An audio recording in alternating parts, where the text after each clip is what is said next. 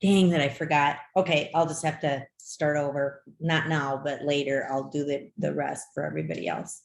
Okay, so they do like the repetition and going from one thing to the next. If you use a certain song, and I don't care what age it is, a certain song for shanays or a certain song for, tondus or for kicks or whatever, they'll know, oh, we're going to do that now. Let's move to that spot. So I think some of that structure is really important. Make sure you have your playlists so organized.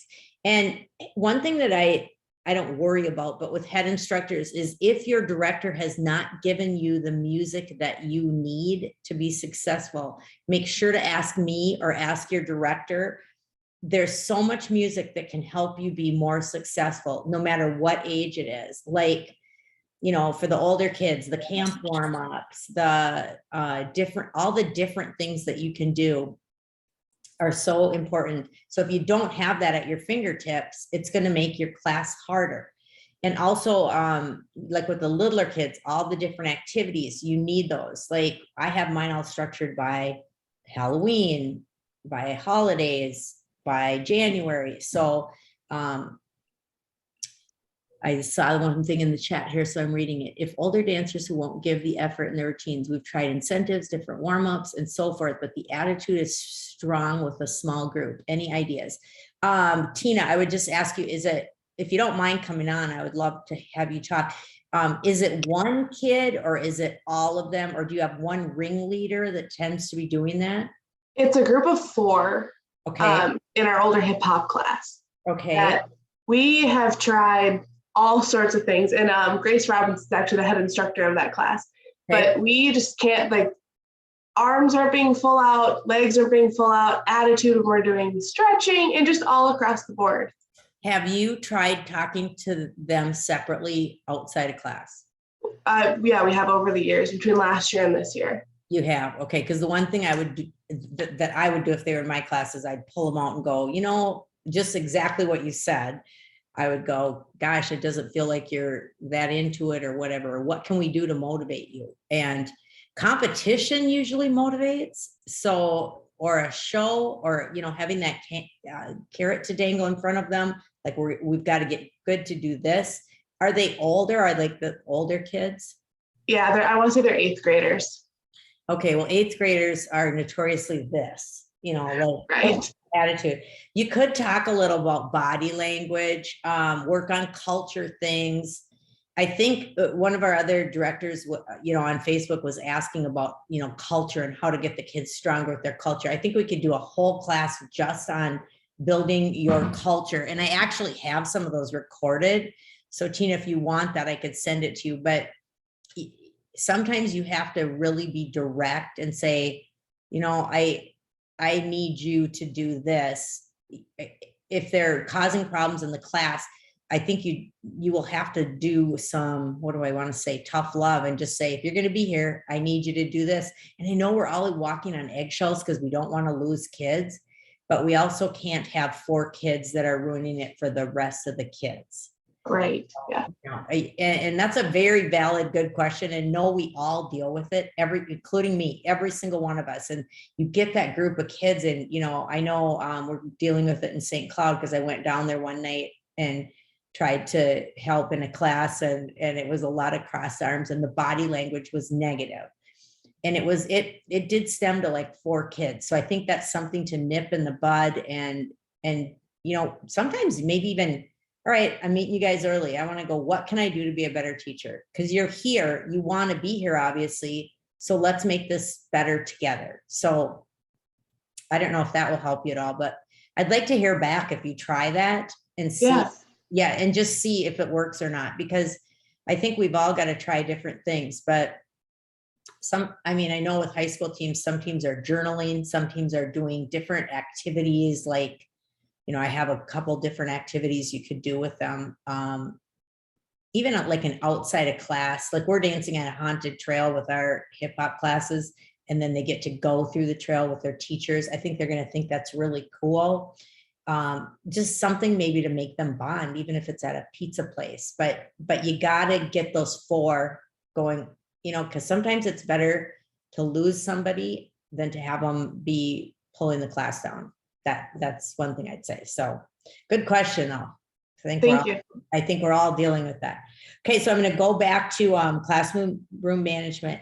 So we're talking about running a tight ship, go so fast that they don't have a chance to be less than par, and I think redirecting is your art form is an art form that we all need to learn. And that's with every age, noticing the good and praising the good and really ignoring that. Like I teach with some teachers and it's like, you're hanging on the bar. And I'm like, don't say that. You'd be better to say, look how Jane is lined up and ready to go. And, try to really work on redirecting. I also think it's so important to record yourself and hear how your voice comes across, because some teachers that I teach with, it ends up appearing like they're yelling all the time, and they're not really yelling. It's just their tone of voice. So I think it's very important, everybody, to think about your tone of voice and try to have it be as uplifting and upbeat as possible. And it's really scary to hear yourself on, like, if you record your class sometime and you hear yourself, you're like, oh, I do sound kind of negative, or I do sound, would you want to take class from you, is what I guess a good question to ask yourself is, would you want to take class from you? I also think it's very important to start on time. Boom, it's 3:30 or whatever time you start, they know you start at that exact time. And then when it's time to end at that exact time. And really empower your assistants to help you do that. The time you spend outside of class with your assistants is really going to come back to you in terms of, they need to know what you need from them. Like, I've worked with the same assistants for my preschool for like 2-3 years, and it's like they can read my mind. It's awesome. I have a new assistant for another class, and like my music didn't work last week for some reason, it wouldn't turn on.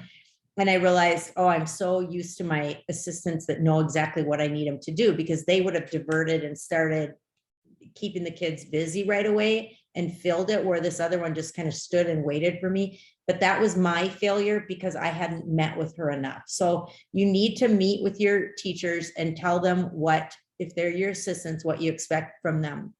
And if you're on here and you are an assistant, you'd be wise to just ask your head instructor, what do you need from me? What can I do better? And some of you might be both. You might be a head instructor and then for another class, an assistant. So it does have different, you'll have different challenges with each. Know their names.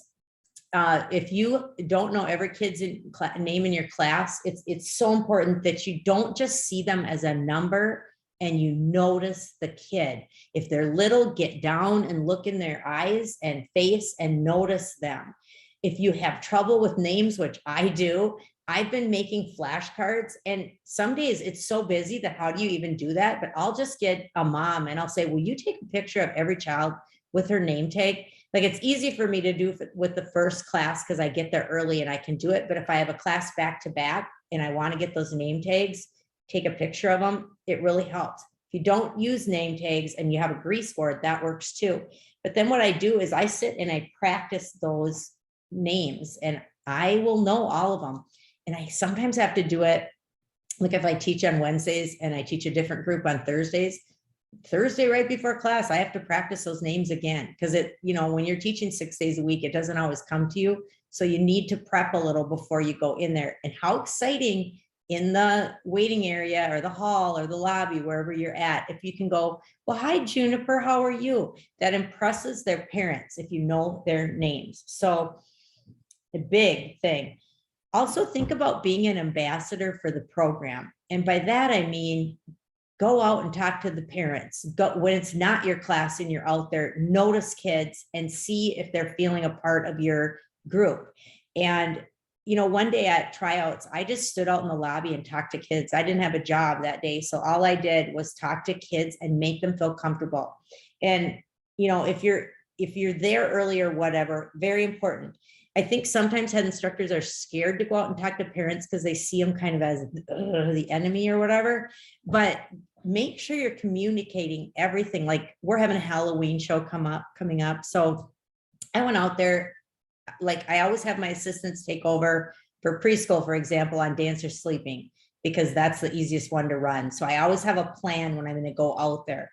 And I just go, here's what we're wearing to the Halloween show. Here's what, and then I also talk about what we're doing. And speaking of stuff like Dancer Sleeping, make sure that you're always trying to teach technique with whatever you're doing. You're not just playing. You are, like if I'm doing Move the Circle, I'm working their chasses like you can't believe, and their directional changes. And if you're doing chasse with my dance friend, you're working them being able to walk on their, like up on their releve and different things like that. So every week, no matter what you're doing, you are teaching technique at the same time as you teach your routine or your activities. But let parents know that too. So your communication is so huge with your parents. Thinking about how you demonstrate, this is more, well, it's every age, I guess. I was going to say it's more with older kids, but it's every age. How you dance is how the kids are going to do it. Like I always say that at camp, I can tell a camp staff that's been lazy at her class. We only have the kids for 3 days, and then the 4th day is our show. But some of the teams are like, if you took a class from Haley Jones, she doesn't teach anymore. You were tight and you knew that dance and you were killing it, and it was precise. Sometimes people are lazy with their running, with their, I'm talking kick now, with hooks, with their force of movement. They get that from you. So you have to do it so full out that they're going to, be trying to emulate you. The sloppy, if you're sloppy, they're going to be sloppy. That also brings me to, if you don't know how to teach a skill and you're expected to teach a skill, we have a lot of resources to help you. And I mean, I'll admit there's some skills. I'm kind of old school. So I have like, I was kicked before jazz. So sometimes there's jazz skills. I actually have to sit and brush up on them to make sure I'm technically doing them correct when I'm teaching it to even K first. So use some of those resources we have. We have digital dance now that you get free if you want to use it. We have all the YouTube videos, and then in the library, there's videos. And I know you guys don't always get to log into that, but your director could download whatever you need and send it to you. That would be awesome. Back to communication. Sometimes, like if you have a larger program, you might not know everything that's going on because you might rush in to teach your day or whatever. Make sure you read the newsletters, because I know I used to write the newsletters and now I don't anymore. And I find myself going, what is going on? So I have to literally read that newsletter to make sure I know what's going on, because you don't want to misinform your parents. You want to give them the correct info. So, okay, let's see what else. The other thing I was going to say is really expect excellence. One time I was helping a person. We used to do this stuff where we'd go around at TWDs and we would train kids. Like, what did we call it? Private coaching. We'd go watch them right before they were going to compete. And one day I had a whole hour with this one team. And afterwards, the director was like, I had no idea you could be that strict with 4th graders. And I was like, oh yeah, you can. You can be strict. You've got to expect a lot from them. The more you expect, the higher they're going to be. If you don't expect anything, they just aren't going to get anywhere. They have to believe that you think they can be fabulous. And, they have to believe that you believe in them and push them. Kids want discipline. Kids want to be good, but be so picky and detailed. And by that, I'm meaning clean the dance as you go. You want your dance to be so precise and notice everything. Like I'm even with preschool noticing, close your feet. I have funny little things I say. I'll be like, when your feet are together, the barn door, the door of your barn is closed. But if they're out, your little sheep and your animals are going to get out. And they're always like, close the door. They always close the door. And it's just a neat way to say it. So finding some analogies that will help you. But be so picky on everything. Like if I was teaching kick to 4th and 5th or 6th and 7th, and they're running to a kick line, I'd be watching them from the back to see if they were kicking their butts on their runs. I would be watching how they hook, and especially how they unhook. Details is really important. By the way, ask questions or interrupt me. So I wasn't going to do a whole class on cleaning, but I think that's a whole separate topic that we could do some night. But I do think that you have to really be thinking about that as you teach, that they're emulating you. So what you're doing is what they're going to do. And I know, like at my age, sometimes I'll go watch my assistant. I can't do this like it's supposed to look. So watch her, because I know that it's going to look terrible if I do it. So I think I've hit a lot of this stuff. We talked a little bit about playlists, but check your speeds and get your playlists, like especially for older kids, correct before you go there. Like, you don't want to be screwing around at class going, oh, this one's too slow. Oh, this one's too fast. No, this isn't the right beat. So sometimes change the names to Shanae's, kicks, whatever you're doing across the floor, like Batmas or whatever, so that your speed is right. That's going to help you a lot. So, okay, now I'm just going to open it up for questions. The last thing I was going to say is, I was thinking about this when I said camp staff, is like when some of my camp staff are teaching younger kids, some of them don't have any limits and they let the kids climb on them. And you need boundaries. You're the teacher, so you need boundaries. You still want to make them know you love them and that you really care about them, but you do need some boundaries. And the other thing I would like to say is reward them, even like an email to the mom that, maybe select a dancer of the week that you just email the mom and say, wow, she did this or that. And you could even do more than one if you wanted to.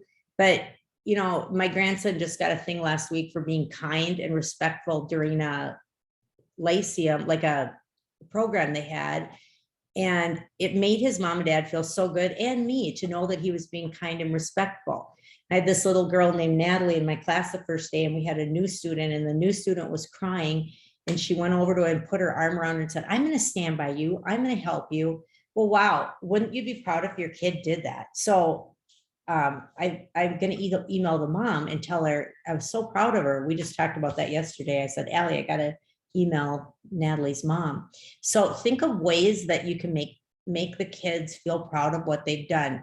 But now let's just chat. Maybe open it up. Anybody, or else we can be done. But if you have anything you want to talk about, I think it'd be fun. We're here, right? Hey, Cindy, it's Heather. Hey. Hey, I was gonna chime in on was it Tina who was asking about the kids with the misbehavior? Because I know we are struggling with minis, and I've checked in with a couple other directors. Okay. And I feel like everyone is dealing with different ages. There's nothing being consistent. And I think you're right that kids are really struggling. And something I just wanted to throw out, I encouraged is, I agree, you need to pull them aside. Yeah. Give them, like I said, pull them aside and start with, you don't have to give me specifics, but is there something going on at home? Is there something going on at school? Are you really struggling? Kind of give them an out. Yeah. And if they go, no, everything's really fine. And then you go, okay, then I need to see more out of you. Yep. So because then you've given them a chance to say something. And if they do say, yeah, you know what, something at home it's really bad right now. Well, okay, thanks for sharing. And now I know. And so how do we move forward? Because I still need you to be productive. You still have to get to that point, but I love more that. often than not, there's going to be nothing wrong. And then they're not going to have an excuse. I love it.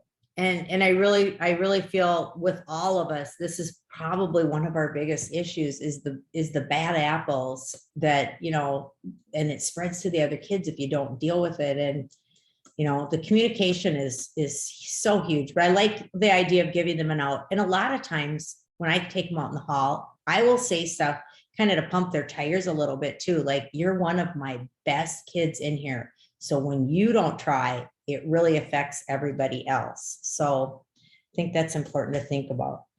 I gotta just sit here and think for a second. You can talk for a second, Heather, because I'd love it, because I had something I was gonna say. It was really important and it just left me. Oh, I thought of it. One of the problems I had that I think is really important to think about is you need to keep secrets secret as a head instructor. If you have privy to any information that possibly your director has told you, you never tell a kid a secret. It's just so unacceptable. And I had this happen in Brainerd. One of my teachers talked about another kid. And how do you think that kid felt? She talked to 2 other kids about another kid. You can't do that. You just can't do that. So make sure that you are above the line when it comes to that type of thing. So that's one of the We call it the circle of trust. Yeah, you got to have a circle of trust. And guess what? Even if you think you can trust a kid, you can't. Okay, I'm going to say that again. Even if you think you can trust a kid, you can't. You've got to watch that you're not texting stuff, and that because they do not have the maturity or the impulse control to keep that private. So I would watch that in a big way. So what else, you guys? I was just going to ask, are other people struggling just across the board? So like us, it's minis. Okay, I know I've talked with Bethany, but she just posted it for her. It was her high school kids. I think Ricky said it was her high school kids. And I do think the high school kids are really struggling right now, but there's so much mental health stuff going on, but that's where the fun comes in. Like she was saying, she gave stickers to high school kids. They love stuff like that, you know. One of the things, like I taught a class at camp this summer, this would be kind of a neat thing to do too, is they like these little gimmicky things. Like I got this from PJ Flatt with the Roll the Boat book, but one of the things he did was go get a big bag of coal. And then he brought some silver Sharpie markers, and everybody could write on there like a goal or something they're struggling with. And he put them in a big thing. And he said, he talked about how diamonds really are a lump of coal, and they don't turn into the beautiful diamond until they're polished and a lot of time is spent. So if they thought about that, and there's an exact way you can do it, I'm saying this off the top of my head, but then he later in the year would dump those out or on a day and just say, look at your goal. Have you met that goal? And I mean, there's so many different things you can do to, analogies you can do, if any of that would be helpful for you. And I know we're at class, we don't want to be playing games, but sometimes you need to be doing some things that motivate. I don't see that as a game. I see that as an encouragement. And hey, Brittany, I know you're on here. Can you explain the tap? I don't know if you're for sure listening, the tap-in game. I know the kids love the tap-in game you do in your classes. Yeah. Sorry, you're going to hear Rosie screaming in the background. So when we're doing cleaning, we do, I call it like the tap-in game, and sometimes we'll tap out too. But one person will start. Sorry, my dog stole the banana from my 2-year-old and she's having a meltdown. Here. oh my God, I love it. Okay, there we go. Problem solved. Yeah, tell the dog now. Sorry. Okay, sorry. Let me start over. So one person will start in the dance, and the rest will be like in a bug in the front with their back to them. And I go down the line and I tap them in. So they have to remember the dance and they have to remember where they go. And then sometimes we do tap in, tap out. So we'll go back into the formation and tap them out, tap them back in. And we just started doing that for memory, but they really love it. And they have a lot of fun with it. So I do it every year. I don't care what you mean. So one girl is out dancing, and then the rest of the kids are in a bug and just down on hands and feet. And she taps their head and they have to run in regardless of where it is in the dance. Oh, so they have to know where they stand. They have to know the dance, and then they go in, and she just keeps tapping the kids randomly, and they're all eventually in. I've never even heard of that. I didn't even know about either. And they're like, can we play the tap-in game? I'm like, what's the tap-in game? I'll be honest, I made that on the fly a few years ago because I was frustrated with memory. And so I was like, well, you have to remember where you go now. So I think they love it. I think anything like that is great. We sometimes will do half sides where kids get up on chairs if they can get up high and film their partner. I think that makes them accountable. They try harder.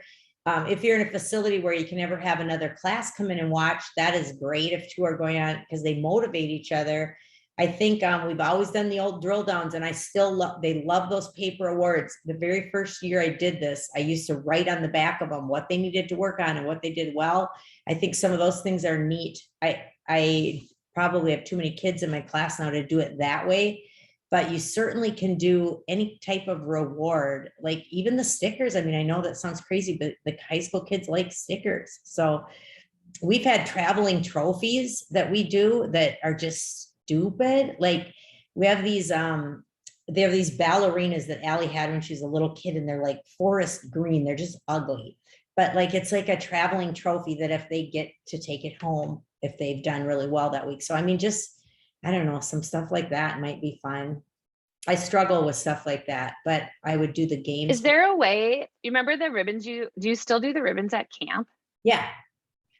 Could we get stuff like that for programs Oh yeah, you could get ribbons. Mhm. that are just like dancer of the week or Well, something? we have the that- Bravo cards. The Bravo cards are similar, like they have like, but maybe they'd Yep, like no, ribbons. I'm thinking the ribbons, because we do the ribbons for so many things. It's Yeah. kind of their thing. I don't know, just a thought.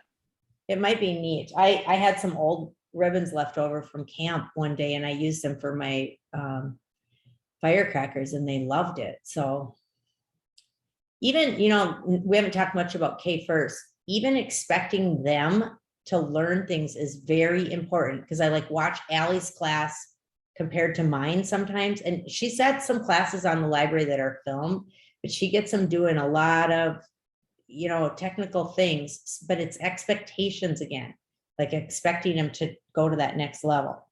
Well, you guys, we're probably getting long. I wanted to stay under a half an hour, and I appreciate your time. And anytime you want to email me for something, please do. And Heather, I appreciate you popping in, because it's nice to have someone else talking too. So I hope this helped you guys. And if you have anything else you want to ask, I will stay on. So thanks, everybody. Thank you.